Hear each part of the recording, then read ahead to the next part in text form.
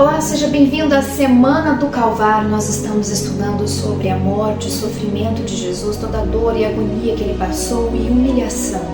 Se você gosta desse conteúdo, se você quer aprender mais sobre Jesus, compartilhe, curta esse vídeo, inscreva-se no canal para que esta mensagem chegue a mais pessoas. Vamos agora, neste instante, nos concentrar nas palavras de Cristo Jesus através da Bíblia Sagrada e também do livro Desejado de Todas as Nações, que você pode ter acesso à internet baixando em PDF ou também pelo aplicativo GW Writers, onde você pode baixar vários livros além do Desejado de Todas as Nações. Vamos pedir a orientação de Deus. Grandioso Deus e Pai, nos colocamos em Tua presença, porque cremos que o Senhor se faz presente onde quer que clame o Teu nome. Nós estamos pedindo neste instante, por favor, envia Teu Santo Espírito para ser o nosso guia, o nosso professor, orientador, aquele que vai nos mostrar e revelar a verdade, tal como ela é, ó Pai. Ajude-nos a compreender mais do amor tão grandioso que Cristo Jesus teve por nós, até mesmo para enfrentar a humilhação. Ó Pai, perdoa-nos e ajuda-nos. É o que nós te pedimos por amor a Jesus. Amém. Vamos estudar o capítulo 75 do livro O Desejado de Todas as Nações. E nós vamos também estudar aqui João, o capítulo 18. Se você puder, é claro, abra aí no livro de João, o capítulo 18, por favor. Nós vamos ler aqui os versos, vamos ler do verso 13. Do verso 13 até o verso 14. Nós vamos ler aqui, na verdade, do verso 11 e 12 até o 14, tá bom? Então vamos lá para João, o capítulo 18, os versos 11 e 12. Disse então Jesus a Pedro: coloca a espada na bainha. Não beberei eu o cálice que o Pai me deu? Então o bando, o capitão, os oficiais dos judeus prenderam Jesus e o manietaram e conduziram-no primeiramente a Anás, porque Anás era sogro de Caifás, que era sumo sacerdote naquele ano.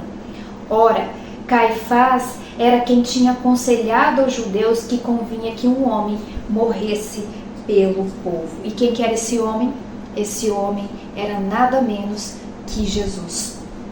Agora aqui no capítulo 75 do Desejado de Todas as Nações, nós temos ali Jesus perante o tribunal, é o que nós vamos estudar hoje. Perante esse tribunal feito por quem? Primeiro por Anás. Anás, o sumo sacerdote, onde as pessoas se aconselhavam com ele, que as pessoas acreditavam que ele era a voz de Deus e que simplesmente ele poderia intervir neste assunto. Então ele é levado ali porque eles queriam condenar Jesus perante Anás. E então eles achavam que levando a Anás conseguiriam alguma coisa, porque Caifás era menos experiente neste assunto. Então, com o seu artifício, sua astúcia e subtileza, deviam ser empregados tudo necessário nesta condenação, para que Jesus então fosse morto, condenado realmente. Então ele fez um julgamento preliminar e nós vemos aqui que era o que passava da meia-noite, aquela turba que estava ali, que levou Jesus, que manietaram Jesus, que prenderam Jesus, que foram ali com toda aqueles tipos de, vamos dizer assim, de instrumentos para poder matar mesmo, bater em Jesus, prender Jesus, como se fossem prender um animal, com várias pessoas gritando. Aqui fala que aquela turba enfurecida gritava, vaiava em mais de meia-noite, já passava da meia-noite. E ali agora se encontravam para interrogar o prisioneiro. Era, portanto, preciso apresentar contra Cristo acusações que fossem consideradas criminosas pelos romanos, porque se eles não conseguissem nada que representasse realmente uma acusação criminosa, Jesus não seria então ali morto. Não pouco entre os sacerdotes e príncipes ficaram convencidos pelos ensinos de Cristo, então agora eles precisavam tirar isso da cabeça deles. Precisava que eles não acreditassem mais em Jesus. Não chamaram Nicodemos, não chamaram ali José de Arimateia, porque eram pessoas que estavam ligadas a Jesus, que gostavam de Jesus. Então o julgamento tinha que ser dirigido de maneira que tinha que unir pessoas contra Jesus, para que eles pudessem ganhar. E duas acusações então foram colocadas ali, a primeira de blasfêmia e a segunda de sedição, que quer dizer revolta, de causar revolta, de fazer um novo governo, uma sociedade secreta. Então eles interrogaram Jesus ali como prisioneiro e não deixaram ele ter base alguma para que ele pudesse agir. Então eles tinham que fazer alguma coisa para que pudesse entregar ele como aquele que perturbava a paz e causava a insurreição. Cristo lia claramente os desígnios do sacerdote de Anás e negou que os seus seguidores estivessem em reunião secreta, porque ele sempre esteve fazendo suas reuniões perante multidões. Ele também esteve ali na sinagoga, ele esteve pregando no templo, sempre falando abertamente tudo o que ele vinha para fazer, todo o seu ministério. Então, durante meses, eles mesmos viram isso, perseguiram Jesus e viram Jesus falando essas coisas. E agora, por que eles estavam falando que Jesus estava criando uma sociedade secreta, falando coisas secretas que não estavam abertas a todas as pessoas? Então, isso era tudo uma mentira, uma falsidade. Então, quando Jesus respondeu a sua palavra, pergunta aos que ouviram o que eu ensinei. Então Anás ficou mudo, e naquele momento que Anás ficou mudo, um dos servos de Anás bateu no rosto de Jesus, porque tinha calado Anás, agora ele tinha que bater em Jesus para que Jesus não falasse nada. E Jesus então replica: se eu falei mal, dá testemunho do mal, e se bem, por que me feres? Não proferiu ali naquele momento Jesus ardentes palavras, mas deu uma calma resposta de um coração que estava imaculado, paciente, brando, que não se irritava. Então Cristo agora sofria ali vividamente todos os maus tratos e insultos nas mãos dos seres que ele mesmo criou. Ele sofreu proporcionalmente à perfeição da sua santidade e ao seu ódio pelo pecado. Então ele sofreu tudo proporcional à perfeição que ele tinha. E olha só, nesse momento os demônios agiam. Eles agiam para que Jesus pudesse ser ali molestado de tal forma que o domínio daquelas pessoas fosse tão grande, satânico mesmo, de legiões satânicas, que isso perturbasse Jesus, deixasse Jesus ali, então naquele momento revoltado. E Jesus realmente estava ali, vendo aquela cena revoltante. E se Jesus quisesse, ele poderia ali ter reduzido todos aqueles que estavam presentes a pó, mas ele não fez isso. Assim, quando Cristo era tratado com desprezo, sobrevinha-lhe forte tentação de manifestar o seu caráter divino, mas ele cumpriu uma difícil tarefa. Qual que era a tarefa? De ater-se à posição que ele escolhera. Ele não escolheu salvar a humanidade, mesmo antes desta vir a pecar. Ele já tinha esse plano da salvação, então ele tinha que agir como um da humanidade. Então os anjos do céu testemunharam todo o movimento contra o seu amado comandante. Eles queriam libertar Cristo, mas eles não poderiam. Eles eram todos poderosos. Não foram eles ali que mataram 180 mil dos homens assírios na guerra ali contra Israel? Mas agora nesse momento eles não podiam agir. Eles tinham que ver tudo ali em silêncio, vendo tudo sem poder fazer nada. Mas o amor para com o Pai, seu compromisso assumido, ou seja, o compromisso de Cristo, fez com que ele carregasse, suportasse tudo sem se queixar, emudecido. Era parte da sua missão sofrer em sua humanidade. A única esperança do homem residia nessa submissão de Cristo. Nada de ser a Cristo que pudesse ganho à causa daqueles acusadores. Era necessário que houvesse uma forma de um julgamento legal. Então eles temiam que a prisão de Cristo fosse divulgada e talvez isso desse problemas com a condenação. Então eles fizeram de tudo para que não fosse adiada, porque tinha Páscoa, e se fosse seguir os ritos da Páscoa, eles tinham que adiar o julgamento, porque não se fazia julgamento nessa época. Mas eles não queriam isso, eles queriam que a escória estivesse ali mesmo perturbada, eles causassem todo aquele dano, aquela inflamação, aquele desejo ardente de matar alguém, de poder causar agitação, mesmo excitação. Porque se eles esperassem, talvez a turba, aquele povo, a multidão, a escória, não agisse de forma tão excitada e tão expondo, né, assim, tanta zombaria, tanto gracejo, maus tratos a Jesus. E aí não seria dado a condenação para Jesus. Então os desígnios deles tinham que ser cumpridos, e para isso eles tinham que fazer logo. Então, como eles não tinham conseguido nada, vão então levar Jesus agora para um segundo julgamento, o segundo tribunal, que é o tribunal agora de Caifás, que pertencia aos saduceus. Então estavam os fariseus, agora eles iam para os saduceus. E ali estavam os mais furiosos inimigos de Jesus. Ele próprio, conquanto lhe faltasse força de caráter, era possivelmente tão severo, sem coração inescrupuloso como Anás. De quem está falando aqui? De Caifás. Assim era Caifás. Era tão de manhã, ainda estava escuro, e eles chegaram lá com tochas e lanternas para o palácio do sumo sacerdote. Anás e Caifás tornaram a interrogar Jesus, mas sem êxito. Caifás tomou lugar como presidente. Achava-se ali também, de ambos os lados, juízes, especialmente interessados no julgamento. Os soldados romanos estavam postados na plataforma abaixo do trono, e aos pés do mesmo achava quem? Jesus, que estava sendo olhado por toda a multidão, calmo e sereno. Caifás considerava Jesus como um rival, e a ansiedade do povo ao ouvir o Salvador e sua aparente prontidão para lhe aceitar os ensinos suscitara em Caifás terrível ciúmes. Então ele ali, olhando para aquele prisioneiro agora, ele é tomado de grande admiração pela nobreza, dignidade do porte de Jesus. Sobreveio então a convicção que esse homem tinha mesmo parentesco divino. Ou seja, olha aqui, o Espírito ainda trabalhando, tentando convencer ele.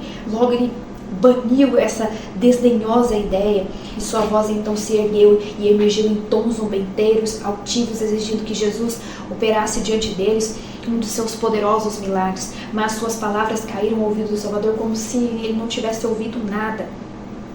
E o povo então naquele momento comparava a atitude maligna de Anás e de Caifás com aquela conduta serena, majestosa de Jesus.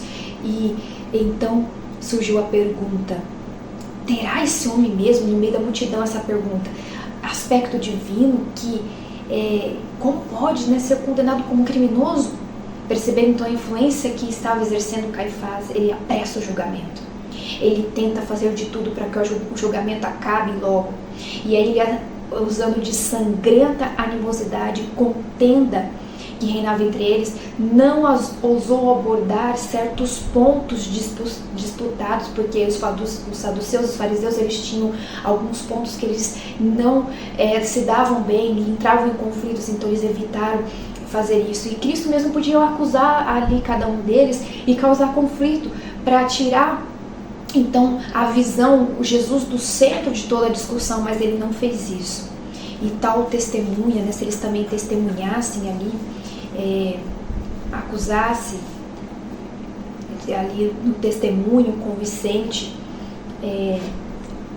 de que Jesus tinha chamado eles de hipócritas, de homicidas, e aí os saduceus, eles também tinham usado essa mesma linguagem, não daria muito certo para condenar Jesus com isso, e isso ia causar muita discordância entre eles. Então havia abundantes provas de que Jesus desprezara a tradição dos judeus e falava irreverentemente em suas ordenanças. Mas eles não ousavam acusá-lo de transgressor do sábio, para que um exame não revelasse o caráter verdadeiro da sua obra. Fossem seus milagres de cura trazidos à luz, e estaria derrotado o objetivo do sacerdócio. Então ele estava evitando qualquer coisa relacionada a isso, para não ali fazer com que Jesus conseguisse realmente sair ileso daquele julgamento. Então eles trouxeram testemunhas que traziam ali coisas vagas, contraditórias, e eles falavam assim, olha, ele falou que ele ia derribar esse templo e em 3 dias ia levantar. E nessa linguagem, Jesus não estava falando de templo nenhum que eles tinham reconstruído, que magnífico como era, que ia ser destruído e ia reconstruir. Jesus não estava falando do templo físico, Jesus estava falando ali do seu próprio corpo, do que ele passaria, a morte que ele teria que enfrentar, mas eles não estavam ligando para isso e acharam outras testemunhas que eram mais convincentes, que não tinha uma declaração tão contraditória. E aí ele falou isso mesmo, ele falou assim que ia derribar o templo e reedificá-lo em 3 dias. E aí, e se eles não conseguissem, né, relatar essas coisas, não conseguiriam condenar Jesus. E Jesus ouvia tudo aquilo pacientemente. E os acusadores viram-se então confusos ali, emanharados, enfurecidos. E aí o julgamento não avançava, não ia para frente. O sumo sacerdote então se ergueu da cadeira, de tão nervoso que estava, de uma fisionomia, de uma paixão assim transtornada, porque a paixão vem de quem? Do demônio, indicado pela sua voz, pela sua maneira. E se estivesse em seu poder, ele abateria o preso que se achava diante dele. Ou seja, se ele pudesse, ele matava Jesus ali agora mesmo, mas ele não podia, ele estava sob o poder romano, o jugo romano. Então ele tinha que fazer alguma coisa para levar Jesus à prisão e à morte. Não responde alguma coisa aos que depõem contra ti, ele exclamou. E Jesus guardou o silêncio. Ele foi oprimido. Lembra que a palavra de Deus fala, ele foi oprimido, não abriu a sua boca, como um cordeiro foi levado ao matadouro. E aí Caifás, ele se ergue então a mão para o céu, se dirige a Jesus de forma solene, conjuro-te pelo Deus vivo que nos diga que tu és Cristo, o Filho de Deus. E em face desse apelo, Jesus, ele não podia permanecer silencioso. Jesus agora tinha que falar, tinha tempo para se calar e tinha tempo para falar. E qualquer que me confessar diante dos homens, eu confessarei diante de meu Pai que estás no céu. Então agora Jesus responde, tu disseste. E uma luz veio então iluminar o rosto de Jesus, daquele pálido semblante. E ele ainda, ele acrescentou, digo-vos, porém, que vereis em breve o Filho do Homem assentado à direita do poder e vindo sobre as nuvens do céu. E por um momento a divindade de Cristo irrompeu através do invólucro humano. O sumo sacerdote recuou diante desse penetrante olhar do Salvador. Aquele olhar parecia ler os pensamentos ocultos, arder-lhe o coração e ali prescrutar por aquele olhar tudo o que estava se passando no seu coração. As palavras de Cristo sobressaltaram o sumo sacerdote. A ideia de que haveria uma ressurreição dos mortos quando todos se achavam diante do tribunal de Deus para ser recompensados segundo as suas obras era um pensamento aterrador para Caifás. Ele não desejava crer no que no futuro receberia sentença segundo as suas ações. Então veio à mente um panorama, como se ele pudesse ver tudo o que ia acontecer no futuro. E ali ele sentiu aquele terrível espetáculo, onde ele estava ali vendo aquelas sepulturas mortos, como se ele pudesse ver as sepulturas dos mortos, os segredos, né, ocultos daquilo que ele fazia. Então ele sentiu por um momento a presença do eterno juiz, aquele que vê todas e sabe todas as coisas, que estava a ler a sua alma. E de repente então essa cena, essa visão que veio na cabeça dele, ele imaginando essas coisas no futuro, sumiu. E aí Caifás, ele era aquele que negava a doutrina, ele negava a doutrina da ressurreição, o juízo e a vida futura. Então ele ficou enlouquecido nessa hora, possuído mesmo por uma fúria satânica. Ele pegou e começou a rasgar as suas vestes, para que o povo visse o pretenso horror que experimentava. Ele exigiu, sem posteriores preliminares, que o preso condenado fosse condenado então por blasfêmia. E aí, ele, furioso com estas palavras, ao invés de rasgar o coração, ele rasgou as suas vestes. E ao momento que ele rasgou suas vestes, ele mostrou a resistência ao poder do Espírito Santo de amoldar o seu coração, de transformar. Ele mesmo se condenou. Ao invés de condenar a Cristo, achar alguma coisa que condenasse a Cristo, ele encontrou naquele momento algo que condenou ele mesmo. E agora, ele acaba de quebrar uma lei levítica que não podia um sacerdote nunca rasgar as suas vestes.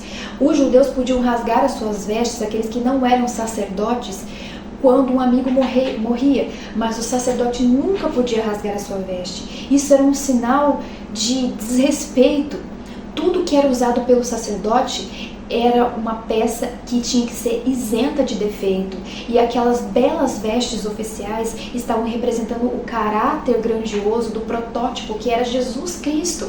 Nada senão a perfeição no vestuário, na atitude, na palavra, no espírito podia ser aceitável a Deus. Ele é santo e sua glória e perfeição devem ser representadas pelo serviço terrestre. Coisa alguma senão a perfeição poderia representar devidamente a santidade do serviço espiritual. Então, ao rasgar as suas vestes, ao invés de rasgar o coração, ele não demonstrou arrependimento, não demonstrou humildade. O sumo sacerdote que ousasse apresentar em sagrado ofício a empenhar-se no santuário com vestes rasgadas era considerado como se tendo separado de Deus. Então, neste momento, para Deus, Caifás estava realmente agora separado de todo o vínculo celestial. Não era mais aceito por Deus como sumo sacerdote aquele que fizesse isso. Por quê? Porque demonstrava Caifás uma paixão humana imperfeição. Uma lei de feitura humana estipulava que, em caso de blasfêmia, podiam lhes rasgar as vestes, mas essa não era a lei que Deus tinha estipulado, era uma lei de tradição humana, ele estava seguindo tradição humana. Então agora ele estava blasfemando, era ele que estava blasfemando e não Cristo Jesus. Ele acusou Jesus daquilo mesmo que ele tinha provocado. Quando Caifás rasgou as suas vestes, esse ato significou um lugar que, para com Deus, os judeus ocupariam daí em diante, que era um lugar o quê? De estar longe de Deus, estar rejeitado por Deus. Por quê? Porque não aceitaram o Salvador como guia, como aquele que vinha para os salvar. E agora Israel se divorciava de Deus, não tinham mais qualquer significação para ele ou para o povo.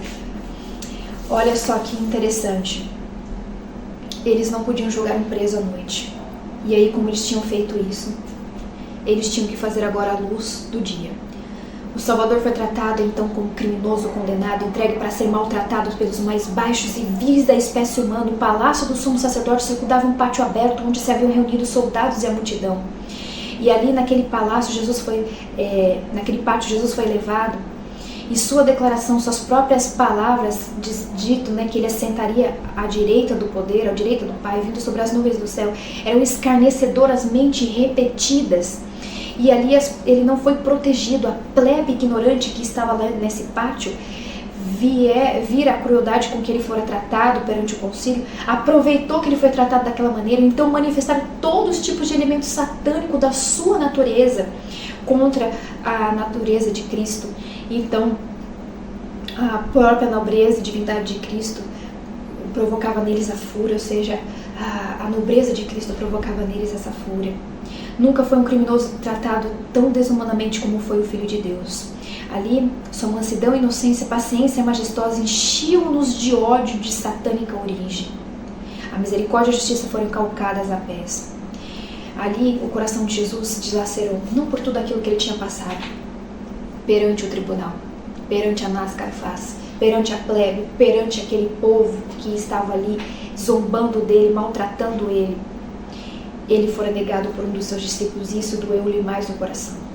Um dos discípulos foi ali ver, conseguiu ter contato com uma pessoa para testemunhar ali Jesus sofrendo.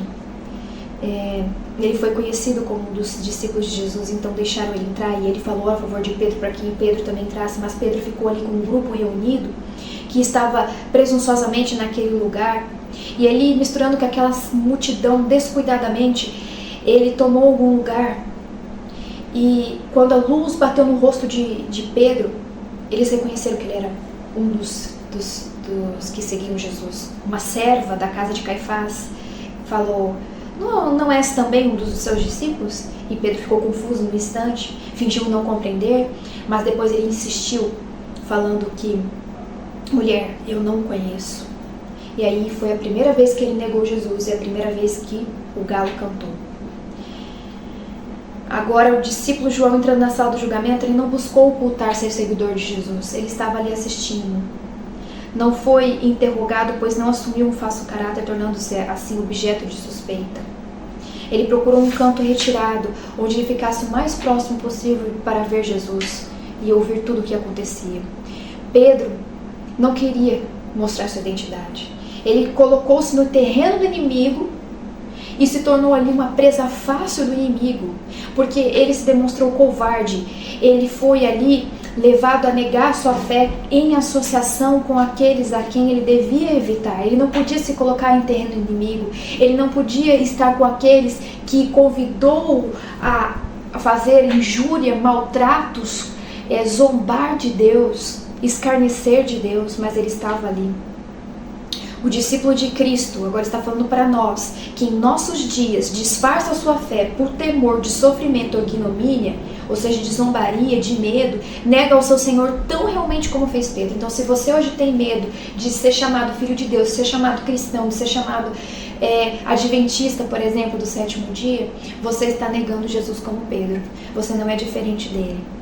Ali, quando ele ouviu os maus tratos, ele ficou surpreendido e irritado. Mas, ao invés de sair dali, ele também se juntou com aquele povo e pela segunda vez foi chamada a atenção e acusaram ele de ser seguidor de Jesus. E aí ele falou, não conheço tal homem. Outra oportunidade lhe foi dada ainda. Passara-se uma hora quando um dos servos do sumo sacerdote, sendo parente próximo daquele que ele cortou a orelha, não te viu no horto com ele? E aí ele também falou, tu fala, te denuncia, né? Falou para ele. E aí Pedro se exaltou e ele pegou e falou assim para enganar aqueles interlocutores, para se justificar. Ele negou então o mestre com imprecação, ou seja, o que é imprecação? Com maldição, jogando praga, desejando mal e jurando. E aí novamente, na terceira vez que ele negou Jesus, o galo cantou pela segunda vez. E ali, quando Jesus estava sendo zombado, quando Jesus estava sendo escarnecido, maltratado, humilhado, batido, Jesus olhou para Pedro. E Pedro olhou para Jesus. Jesus demonstrou piedade, tristeza no seu olhar, nenhuma irritação. Daquele olhar veio perdão, um olhar cheio de perdão. Pedro então recordou da sua promessa poucas horas antes, falando que ele não iria deixar Jesus, que ele não iria falar nada contra Jesus, que ele seria aquele que iria defender Jesus. Mas ele não fez isso. E então ele recordou todas as palavras de Jesus, a eterna misericórdia, a bondade, a longanimidade, a brandura, a paciência. E lembrou quando falou para Simão, eis que Satanás vos pediu para você andar como trigo, e eu roguei por ti. E ele olhou mais uma vez para o mestre, e ele viu aquela sacrileja mão levantada para lhe bater a face.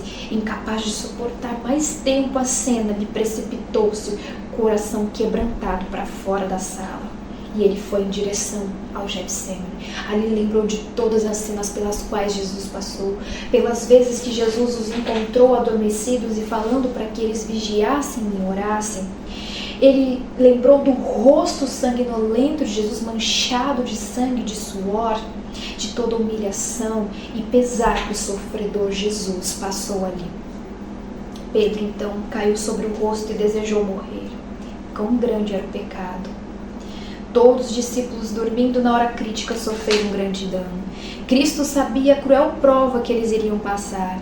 Satanás havia de agir para lhes paralisar o sentido. Lembra que nosso estudo anterior, se você não assistiu, assista o nosso estudo anterior, dessa semana do Calvário, aonde nós vimos ali que um grande torpor, uma paralisia, fez com que os discípulos não conseguissem vigiar, não conseguissem orar.